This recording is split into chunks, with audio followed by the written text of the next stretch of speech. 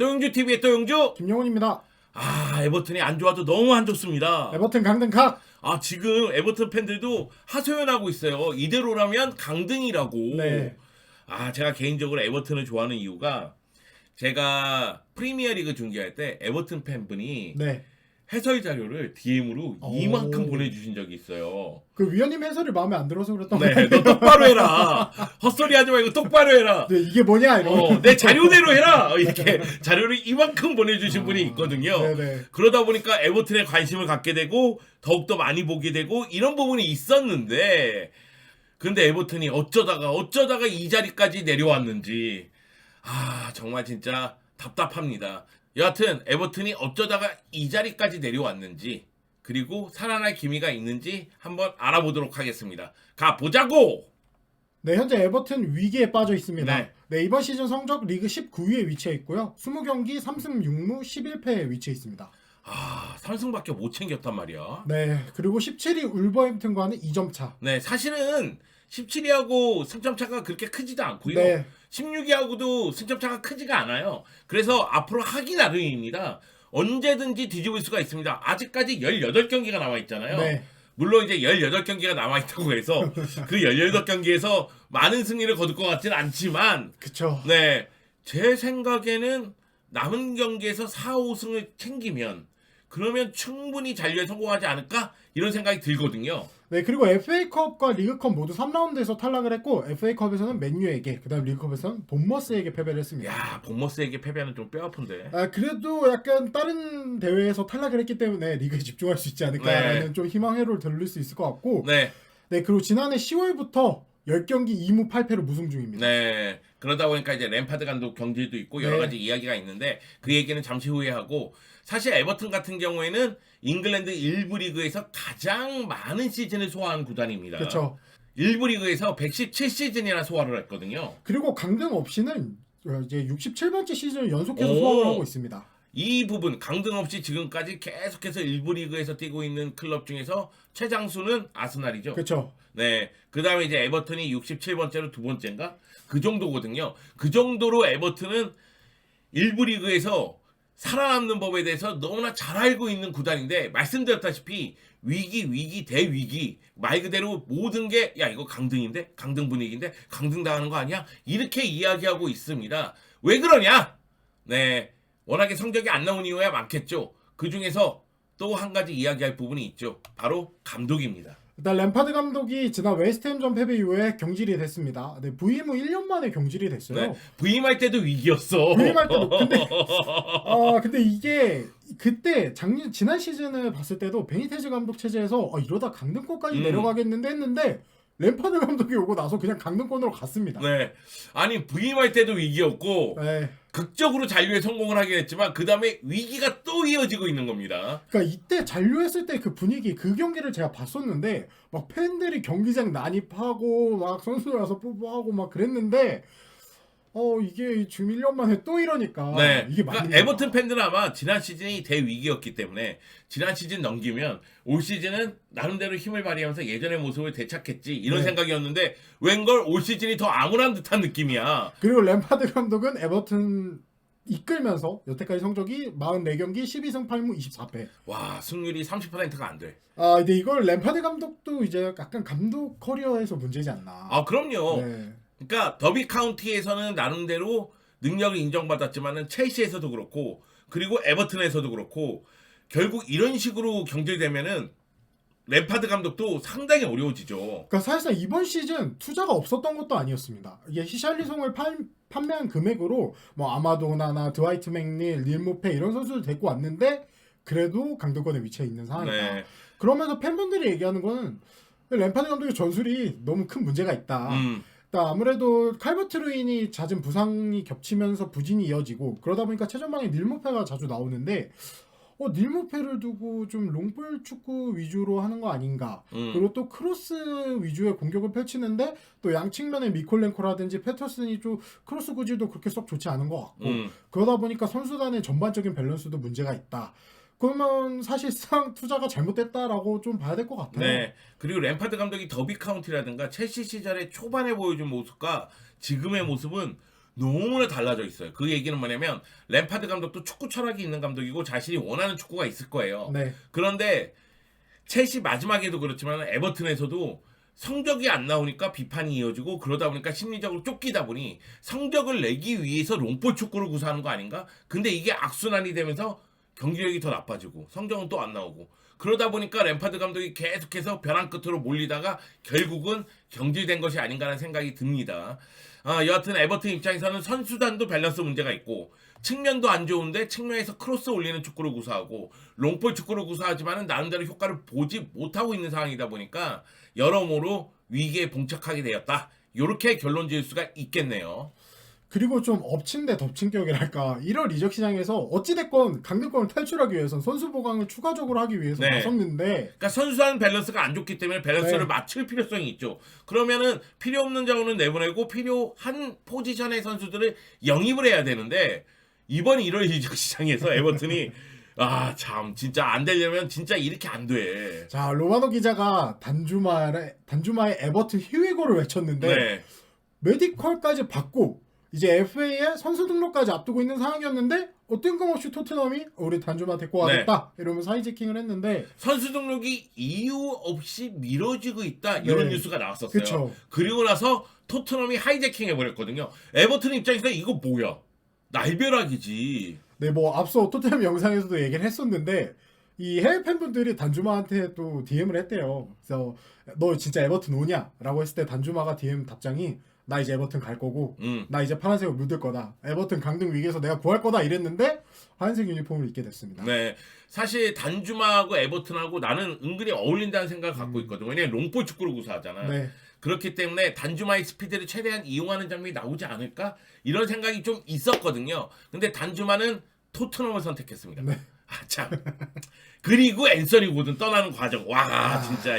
뭐 훈련 불참 얘기도 있었고 그러면서 뉴캐슬 이적 확정 지었는데 뭐 이 과정에서 이제 지난 소튼전 패배 이후에 뭐 팬들이 고든의 차량을 둘러싸고 뭐 이렇게 얘기 좀뭐 불만을 터뜨리면서 좀 고든을 괴롭힌 뭐 그런 얘기도 있었다고 하는데 어찌 됐건 이제 팀 내 최고 유망주 그나마 에버튼에서 공격다운 공격을 해주던 그 고든이 뉴캐슬 이적 확정했습니다. 네. 에버튼이 키워낸 스타 아니에요? 네. 그러면 떠날 때 어느 정도의 예의가 있어야 되는데 난 떠나는 과정이 너무 슬퍼. 이런 식으로 떠나는 건 너무 안 좋거든요. 그쵸. 결국에 이제 앤서니 고든이 떠난 것도 아쉬운데 떠나는 과정도 너무 아쉽다. 너무 아쉽다. 지금 보세요 한번. 에버튼 입장에서는 다 잡은 단주마 나가죠. 애지중지 키웠던 고든 나가죠. 나갈 때 이상하죠. 단주마 떠날 때 이상하죠. 야 이거 뭐야 이렇게 되는 거예요. 그리고 이 영상이 나갈 때쯤이면 이적 시장이 아마 마감됐을 가능성이 큰데 과연 누굴 데려왔을지. 네. 아마도 에버튼 팬들 입장에서는 지금 뚜껑 열릴 겁니다. 나 같았으면 뚜껑 한 5번 열렸어. 단주마, 앤서니 고든 듣고 있나? 자, 그래서 이제 에버튼 왜 이렇게까지 됐는가? 일단 첫 번째로는 구단주, 파와드모시리 구단주 얘기가 좀 많은 것 같아요. 2016년 2월 구단 대주주로 등극을 했는데 그 이후에 투자를 아예 안 한 게 아닙니다, 여러분. 그러다 보니까 한 6시즌 걸쳐서 한 8천억 정도를 썼더라고요, 보니까. 네. 50명의 선수를 영입했던 것 같은데 세보니까 일단은 감독 선임 과정 얘기를 좀 해봐야 될 것 같습니다. 본인이 원하는 그냥 감독을 선임하고 그 다음에 거액의 지출이 있을 때는 너무 좀 즉흥적으로 구단을 운영하는 거 아니냐라는 이야기들이 있었는데 대표적으로 베니테즈 감독 선임 때 리버풀 출신이잖아요. 이제 당시 과거에 베니테즈 감독은 이제 에버튼을 두고 이 에버튼은 스몰 클럽이다 이런 발언까지 했던 감독인데 이 감독을 데리고 왔습니다. 그러면서 감독에게 모든 이적 권한이라든지 신임을 다 했는데 그러고 나서 리카디뉴는 필요 없으니까 우리 팔게요 해서 오케이 리카디뉴 팔게 하면서 팔았는데 3일 뒤에 경질했어요. 그러니까 리카디뉴를 왜 판 거야 그때? 약간 이러면 사실상 왜 이렇게 구단 그러니까 운영하는 너무 체계가 없는 구단 운영이 아닌가. 근데 저는 그런 생각도 좀 들어요. 돈은 돈대로 썼거든요. 네, 돈은 돈대로 썼어요. 돈을 또 안 쓴 것도 아니야. 그런데 팀이 이렇게 된 거는 구단주가 결국 구단 수뇌부들하고 이야기를 나누면서 체계를 잡고 비전을 갖고 차근차근 나아가야 되는데 그러지 못했기 때문이고요. 그리고 감독 선임에 문제가 있다고 이야기를 하는데 저는 안첼로티 감독부터가 문제였다고 생각해요. 네. 그러니까 모시리 구단주는 안첼로티 감독을 영입함으로 인해서 우리는 한 단계 더 도약할 것이다. 그래서 안첼로티 감독을 적극적으로 밀어줬잖아요. 하메스를 비롯해서. 그렇죠. 그렇게 영입하게끔 만들었는데 안첼로티 감독이 뜬금 레알로 가버린 거야. 그리고 나서 급하게 베니테스를 데리고 왔는데 그 다음부터 문제가 발생하면서 그 다음부터 지금 계속 안 좋아요. 네. 그래서 안첼로티 체제 이후에 확실히 선수단 밸런스가 무너져 있다. 네. 이런 부분이 좀 많은 것 같아요. 네, 이런 얘기하면 좀 그렇지만 안첼로티 너도 책임이 있는 거야. 아니 천년만년 이끌 듯 예사 주세요. 그래서 사다 줬더니만 냉큼 나가. 물론 레알 마드리드 감독직은 네. 구미가 땡기죠. 그리고 또 신의 한 수가 됐죠. 안첼로티 네. 커리어에서는요. 레알 마드리드 가서 라리가도 우승하고 챔피언스리그도 우승하고 그랬으니까. 근데 에버튼은 어떡하라고? 에버튼은 일단은 안첼로티 감독 체제에서 와 에버튼이 이런 축구를 하네라고 보여줬던 모습이 하메스, 두쿨의 알랑 조합이었어요. 근데 이 세 선수 지금 거의 해체가 됐죠. 네. 하메스는 베니테스 부임 후 자기를 안 만난 이유로 쫓겨났고 알랑도 이적을 했고 그러다 보니까 혼자 남은 두쿨에는 애매해졌고 네, 베니테스 감독이 그 뉴캐슬 시절에 축구를 구사하려고 했던 건 아닌가. 그러다 보니까 뭔가 좀 창의적이고 번뜩이는 선수들을 이용하지 않고 좀 단단하게 구성하려고 했었는데 그것이 또 뜻대로 되지 않다 보니 결국은 무너지고 그러다 보니까 램파드 감독까지 왔고 램파드 감독이 무언가 하려고 하는데 제대로 돌아가지 않고 그러다 보니까 이 상황이 이 사단이 발생한 건 아닌가. 그리고 또 이번 시즌 초반 같은 경우에는 수비진이 아예 부상으로 초토화됐습니다. 네. 고드프리 나가고 마이클 킨 부상으로 빠지고 미나도 부상으로 빠지고 이러다 보니까 그러니까 나이 많은 콜먼이 죽어라 뛰고 이런 모습들이 있었기 때문에 아 이거 에버튼이 시즌 초반부터 덜컹덜컹 하더니 결국 이 지경까지 났다. 네. 그러면서 조금 팬분들이 얘기하신 부분은 히샬리송 판매한 금액 뭐 닐무페, 드와이트 맥니를 데리고 왔는데 얘네들도 지금 못하고 있는데 뭐 하는 짓인가. 이적료 수익이 공중분해됐다. 그러면서 팬분들이 그나마 까방권이라고 하죠. 좀 지켜줄 수 있는 선수들은 픽포드, 타코스키, 그다음 임대로 코너코디 정도밖에 없다. 그런 얘기들이 많으니까. 나 이 기분 알아. 히샬리송 이적료 공중분해 이 기분 알거든. 아, 그 세 명이 있죠. 네, 피구 이적료 공중분해 한 번 있었고, 네, 그리고 네이마르 이적료 공중분해가 있었거든요. 네. 돈이 막 들어오면 어찌할 줄 몰라서 막 쓰는 경향이 있어. 그런데 이거는 구단이 체계를 갖고 아니면 감독이 자기의 전술에 맞는 선수에 대해서 정확한 그 기준이 있어야지만 이루어지는데 그러지 않다 보면 이런 일이 발생을 하는 겁니다. 너무나 슬픈 일인데 에버튼도 또 느꼈네요. 네. 자, 여하튼 상황이 이렇게 됐다 할지라도 일단 감독을 선임하는 데 성공했습니다. 네, 션다이치 감독이 부임을 했습니다. 계약 기간은 2년 반. 뭐 루니, 웨인 루니라든지 비엘사 감독이 거론이 됐는데 일단 다이치 체제가 확정됐습니다. 네, 다이치 감독 같은 경우에는 번니를 이끌면서 나름대로 지도력을 인정받은 감독이고 사사이 바탕으로 해서 나름대로 롱볼 축구를 구사하는 그런 유형인데 션다이치 감독이 에버튼 지봉 잡고 나서는 아마 수비를 조금 더 강화시키면서 빠르게 공격을 전개할 수 있는 방법에 대해서 모색하지 않을까. 문제는 뭐냐면 2월 일정이 미쳤어. 일단은 오는 주말부터 아스날, 리버풀, 리즈, 아스톤빌라를 만납니다. 아, 사실 이렇게 감독 교체했을 때 일정이라도 좀 좋으면 네. 승리를 거두면서 분위기를 바꿀 수가 있는데 일정이 너무 안 좋아요. 아스날, 리버풀 뭐야 이건 또. 아 진짜. 아, 일단은 아스날 같은 경우에는 최근 흐름이 너무 좋기 때문에 일단 아스날의 승리가 역시 당연시 되는 부분이고 리버풀 역시 지금 승리가 필요하기 때문에 머지사이드 더비예요. 네. 심지어 두 번째 경기가. 네. 그래서 저는 2월 일정 중에 뭐 승리를 거두면 좋겠지만 네. 승리를 거두지 못하더라도 최소한 반전의 계기는 마련해야 된다. 뭐냐면 패배를 할지라도 뭔가 내용이 있는 패배 또는 패배할 경기를 무승부로 막는 것 그런 모습이 좀 나와줘야 된다. 한두 경기라도. 네.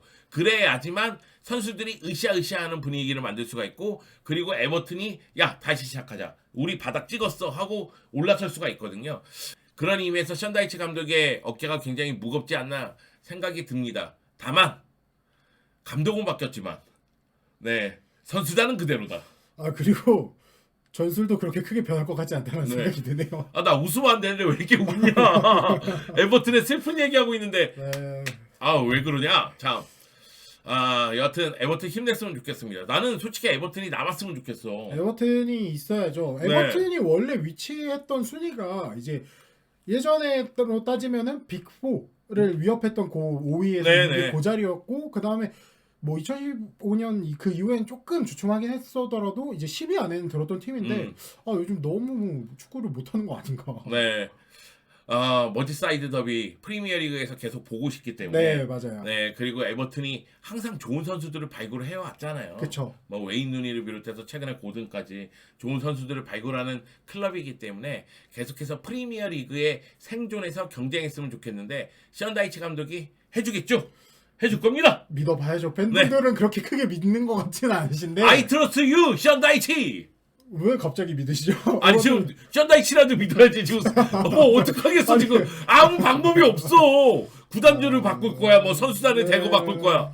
지금 이 순간에 션다이치를 믿는 수밖에 없어. 일단 에버튼 화이팅 해야 될 것 같습니다. 네. I trust you, 션다이치. 일부 잔류합시다, 에버튼.